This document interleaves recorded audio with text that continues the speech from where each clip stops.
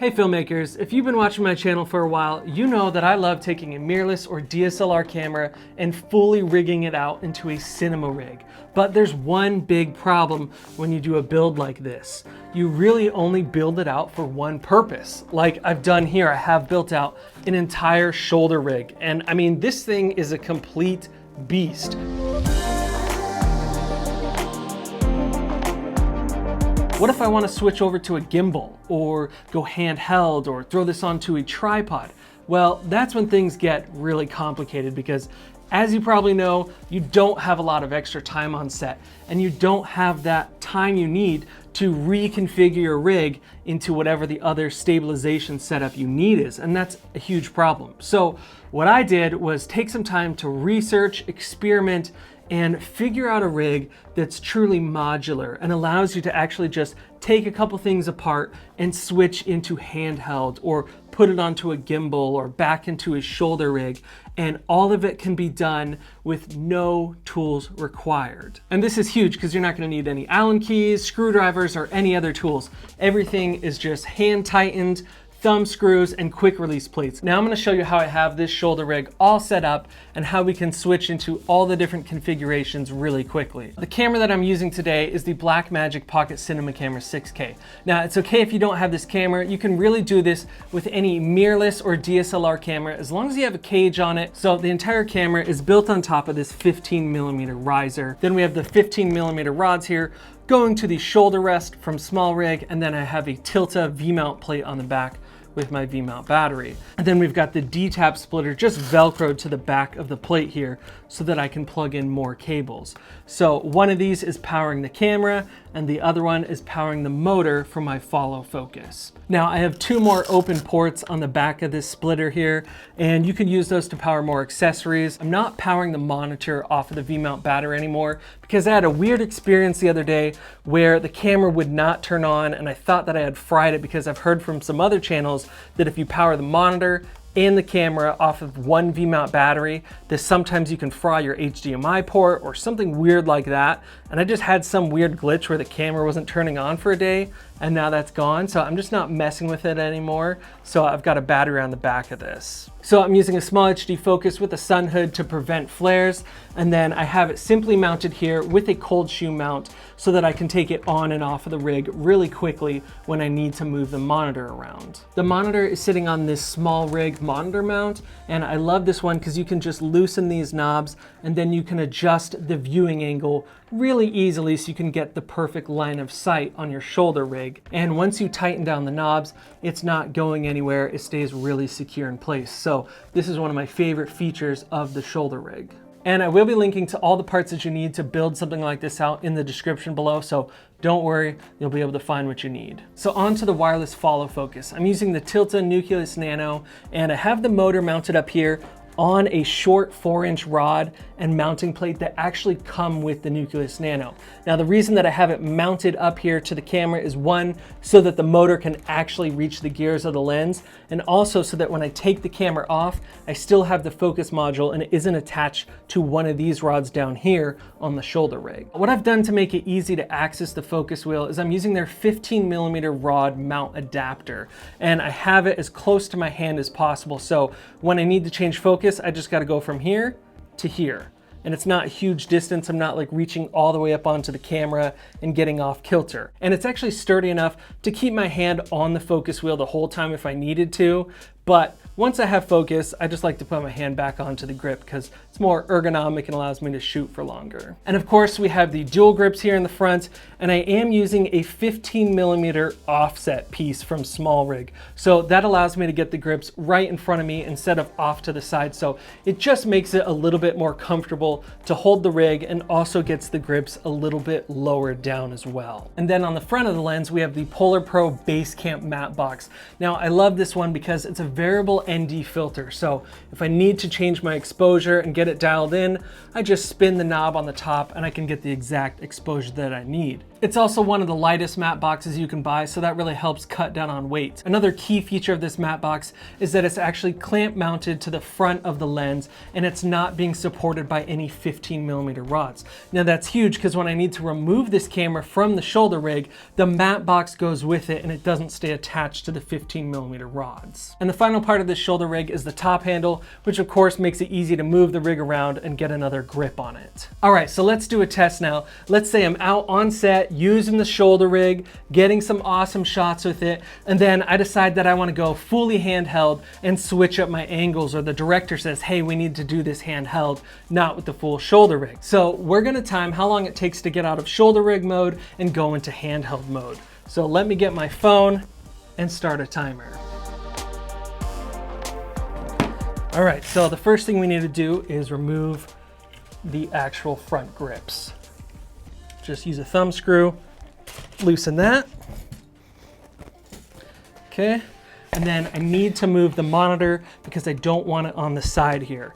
So I'm gonna release the cold shoe mount and then remove this little piece. Now on the front of the top handle, I actually have a monitor mount already there so that I can quickly mount the monitor on top.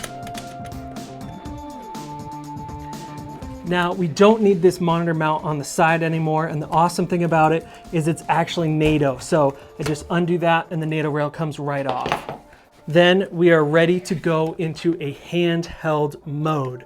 And I can get some different angles, go low angle, run around with this, and it's just already a lot smaller of a rig than the shoulder rig. And that wasn't even a minute. Okay, so that was 1 minute and 1 second, but I was talking a lot. So it could really be switched into handheld mode in less than a minute. There's a couple things to note about this handheld rig now. The main one is that we no longer have the focus wheel because it's actually attached to the dual grip still. Now, what I want to do in the future is add a quick release plate to the side of this so I can throw that focus wheel onto this. But because we don't have it, you can simply loosen this motor just away from the gears here a little bit on the lens, and then you can still pull focus completely manually because you're able to just hold your hand right there and get the focus that you need to. So I don't see any issue with that. The next thing about this rig is that it's still pretty big and bulky with this V-mount battery and shoulder rest on the back. So let's say you want to go even more slim and compact. Well, we need to separate the camera from the rest of the 15mm rods here. Super easy to do. You just loosen this knob on the side here, which is for a quick release plate, and it's just a standard Manfrotto quick release plate. And then I can slide this right off. And then all I have to do is disconnect these cables. So I won't be using these D-tap cables anymore, and I'm gonna get rid of this whole piece.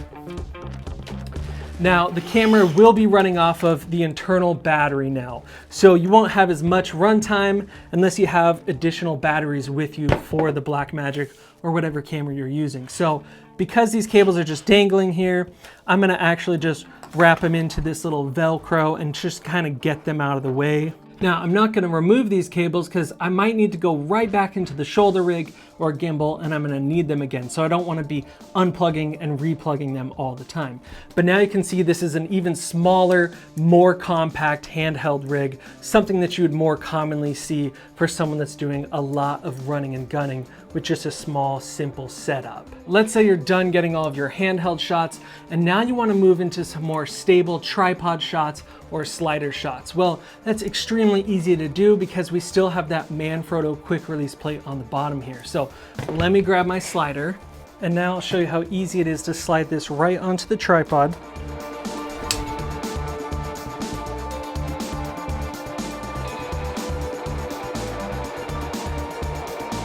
And now we can start getting slider shots right away.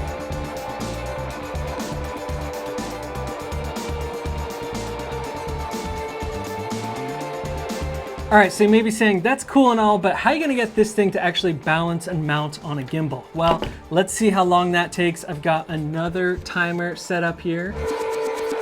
All right, so the first thing we need to do is remove the monitor. Then I'm gonna unplug the HDMI. And then the top handle is a NATO rail mount from SmallRig, so there it goes. And then we gotta take off the front of the matte box here so it'll actually balance. And this is ready to be put onto the gimbal. I'm using the Feiyutech AK4000, and this is a bigger gimbal that allows me to balance heavier rigs like this. I did pre-balance it so that it actually Makes it quicker so you don't have to do all the balancing on set, which is always a good idea. And then let's get the monitor mounted here on the top now. I have a cold shoe mount already on there, so I'll just spin that into place. There we go.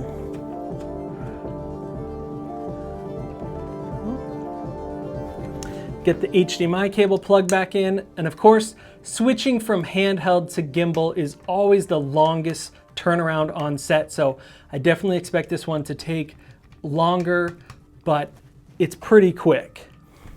Then I have a D-tap splitter here with another V-mount battery already mounted on this rig, ready to go.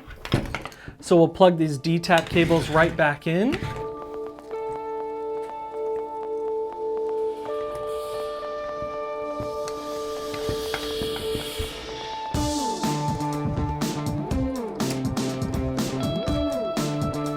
And then the last thing we need to add to this is the Tilta focus wheel. So I have a quick release plate here on the side. Lock that in. Now let's get this powered on.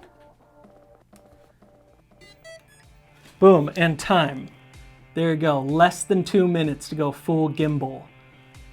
That is pretty sweet and pretty fast. And you can see this thing is completely balanced and ready to rock. So to be able to go from a fully rigged out handheld situation to a gimbal in 2 minutes, under 2 minutes on set, is quite the feat. And if you already have everything prepped and rigged properly, you can switch that quickly on set, and it's gonna make your day and your shoot go so much smoother. So a couple of things to know about the gimbal setup is you always want to pre-balance it for your camera so you're not wasting all that time on set rebalancing it every single time. The next part of this setup is the V-mount. So I just have this simple clamp that allows me to attach a D-tap battery to the rig.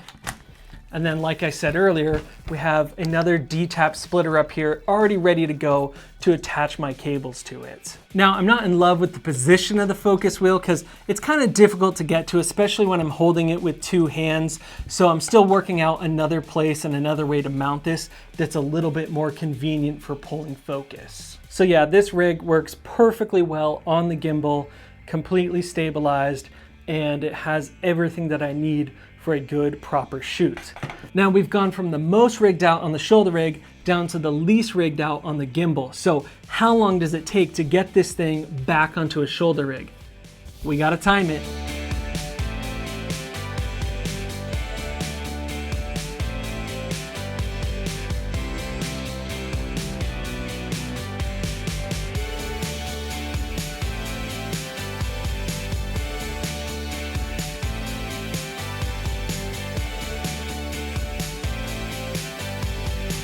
Boom, and time.